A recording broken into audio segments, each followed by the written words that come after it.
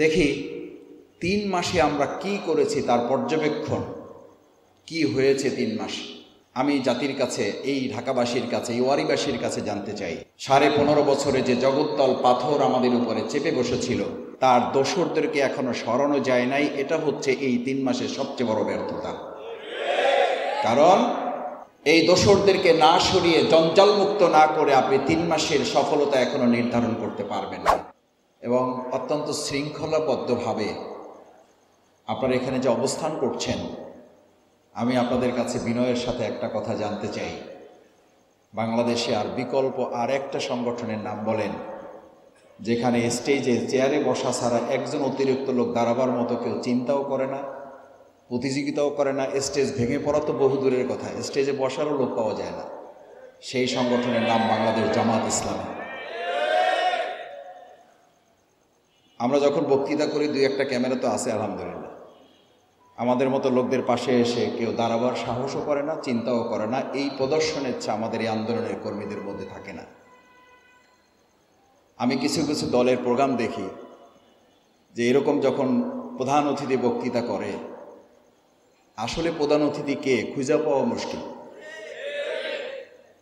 তখন দেখি আবার এখন নতুন সিস্টেম হয়েছে, এত লোক এখানে দাঁড়ানো থাকে যে প্রধান অতিথি গোল চিহ্ন দিয়ে দেখাইতে হয় যে উনি আসলে প্রধান অতিথি, টিক মারা থাকে।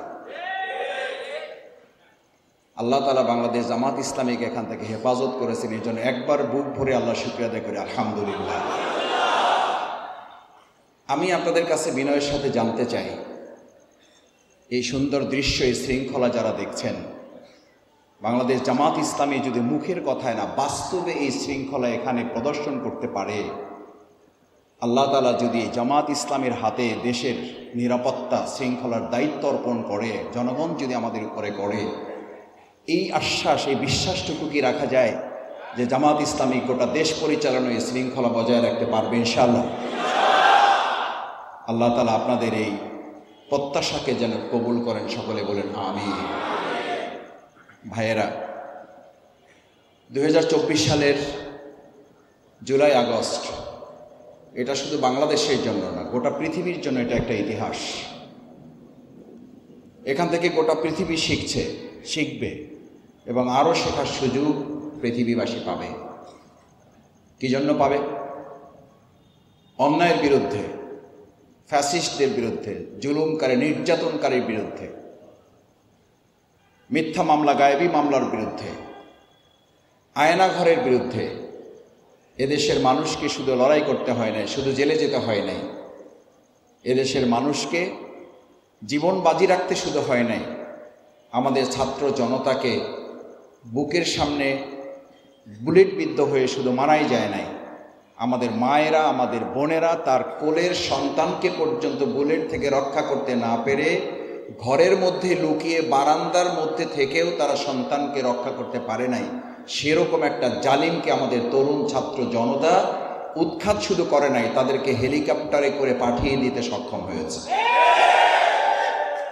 আমি মাঝে মধ্যে বলি, যারা এত উন্নয়নের কথা বললেন, আচ্ছা একটা দেশে সরকার যদি উন্নয়ন করে তাহলে তাদেরকে পালাতে হবে কেন? একটা দেশে সরকার যদি মানুষের উপরে জুলুম না করে তাহলে তাদেরকে একটা দল পরিচালনার জন্য 3 মাস হয়ে যাচ্ছে, 100 দিন। আমি মাঝে মধ্যে পত্রপত্রিকার কিছু খবর পড়ার চেষ্টা করি, সামাজিক যোগাযোগ মাধ্যমে কিছু কথা দেখার চেষ্টা করি, দেখি 3 মাসে আমরা কি করেছি তার পর্যবেক্ষণ কি হয়েছে 3 মাস। আমি জাতির কাছে, এই ঢাকাবাসীর কাছে, এই ওয়ারিবাসীর কাছে জানতে চাই, 15.5 বছরে যে জগত্তল পাথর আমাদের উপরে চেপে বসেছিল তার দোসরদেরকে এখনো সরানো যায় নাই। এটা হচ্ছে এই 3 মাসের সবচেয়ে বড় ব্যর্থতা। কারণ এই দোসরদেরকে না সরিয়ে, জঞ্জালমুক্ত না করে আপনি 3 মাসের সফলতা এখনো নির্ধারণ করতে পারবেন না। 3 মাসের সফলতা এখনো নির্ধারণ করতে হলে পঙ্গু হাসপাতালে আমাদের আহত পঙ্গুত্ব বরণকারী ভাইদের শুধু দেশে চিকিৎসা নয়, তাদের উন্নত চিকিৎসার জন্য বিদেশে হলেও তাদেরকে পাঠানোর উদ্যোগ নিতে হবে। এটা হচ্ছে 3 মাসের সবচেয়ে বড় সফলতা। আমাদের গতকালকেও এক ভাই শহীদ হয়েছেন। এখন আমরা জানি না আরও কতজন ভাই এই জুলাই আগস্টে আহত পঙ্গুত্ব বরণকারী আল্লাহর কাছে চলে যাবেন, শহীদ হবেন, আমরা কেউ তা জানি না। সেই সময় এসে এই পর্যালোচনা করার সময় আমি মনে করি আসে নাই। এটা আপনাদের হয়তো কষ্ট হইতে পারে, আপনারা ক্ষমা সুন্দর দৃষ্টিতে দেখবেন। আমি বলছি এই জন্য যে বিগত 15.5 বছরে যে বাংলাদেশকে ভেঙে চুরে খান খান করে ফেলা হয়েছে, আমাদের অনেকে সাংবাদিক ভাইয়েরা, আমাদের অনেক সহকর্মী ভাইয়েরা আমাদের কাছে জানতে চান, মাসুদ ভাই 3টা মাস চলে গেল, আমরা এখনো বাজারে দ্রব্যমূল্যের ঊর্ধ্বগতি লাগাম টানতে পারি নাই। এটা যেমন ঠিক, এর সাথে আর একটা ভিতরে ঠিক আছে, যে আমাদের ভাইয়েরা বলেন খবরের পিছনে আর একটা খবর আছে। সেই খবরটা কি? খবরটা হলো এই বাজারের যে সিন্ডিকেট বিগত 15.5 বছরে আওয়ামী ফ্যাসিস্টরা তৈরি করে গিয়েছিল, সেই সিন্ডিকেট এখনো ভেঙে খান খান করে না দিতে পারলে এই বাজারের লাগাম টানা সম্ভব হবে না। আমরা আজকে অন্তর্বর্তীকালীন সরকারের কাছে উদাত্ত আহ্বান জানাতে চাই, আমাদের আহত পঙ্গুত্ব বরণকারী ভাইদের উন্নত চিকিৎসার জন্য দেশের সর্বোৎকৃষ্ট চিকিৎসা দেওয়ার পাশাপাশি তাদের দেশের বাইরে চিকিৎসার জন্য শুধু একজনকে বা 2 জনকে বা 5 জনকে নয়, যদি প্রয়োজন হয় তাহলে 200 জনকে, 500 জনকে, যাদের প্রয়োজন হবে তাদের নেওয়ার উদ্যোগ গ্রহণ করা হোক। সরকারের পাশাপাশি এদেশের জনগণ তাদের পাশে দাঁড়িয়ে যে কোনো সহযোগিতা করার জন্য আমরা প্রস্তুত আছি।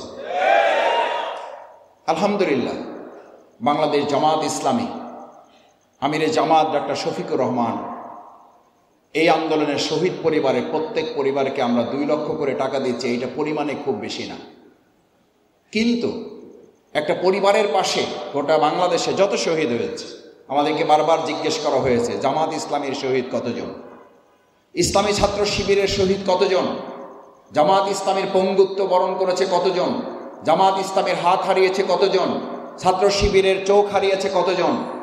আমরা দ্ব্যর্থহীন কণ্ঠে বলেছি এই আন্দোলন সংগ্রামে যারাই হাত হারিয়েছে, যারাই পা হারিয়েছে, যারাই জীবন দিয়েছে, যারাই একটা বুলেট খেয়েছে, যারা একটু ঘাম জড়িয়েছে, যারা একদিনের জন্য ফ্যাসিস্টের বিরুদ্ধে আন্দোলনের মিছিল করেছে, প্রত্যেকটা ভাই আমাদের এই দেশের জনগণ, আমাদের এই দেশের সম্পদ। তারা কোনো রাজনৈতিক দলের না, তারা এই দেশের এই জনগণের এবং সম্পদের তারা ইতিহাসে উচ্চ স্থানে অধিষ্ঠিত হবে।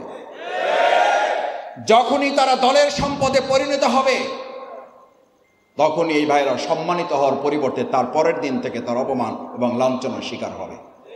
1971 সালের মুক্তিযুদ্ধ এবং মুক্তিযোদ্ধাকে আওয়ামী ফ্যাসিস্টরা সবচেয়ে বড় অপমান করেছে। তাদেরকে দলের আন্ডারে নিয়ে দলের সম্পদে পরিণত করে দেশের মানুষের কাছে তাদেরকে অপমানিত, লাঞ্ছিত করা হয়েছে।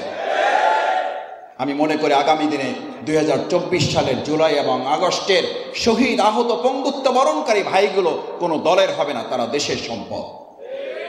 এবং আমরা এটাও অন্তর্বর্তীকালীন সরকারের কাছে আহ্বান জানাই, 71 সালে মুক্তিযোদ্ধাদের তালিকা এখনও নাকি সম্পন্ন করা যায় নাই।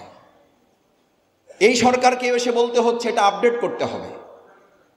আমরা উদাত্ত আহ্বান জানাই 2024 সালের জুলাই আগস্টের ছাত্র জনতার গণ অভ্যুত্থানে যারা শহীদ হয়েছেন, অন্তর্বর্তীকালীন সরকারের 100তম এই যে দিন অতিবাহিত হয়েছে, কাজের অগ্রাধিকার লিস্টের মধ্যে তাদের প্রথম প্রায়োরিটি দেওয়া উচিত শহীদদের তালিকা, আহত পঙ্গুদের তালিকা গ্রহণ করে, তালিকা তৈরি করে তাদের প্রত্যেকের কাছে আরও যা যা সহযোগিতা প্রয়োজন সেই সহযোগিতা নিয়ে তাদের পাশে দাঁড়ানো।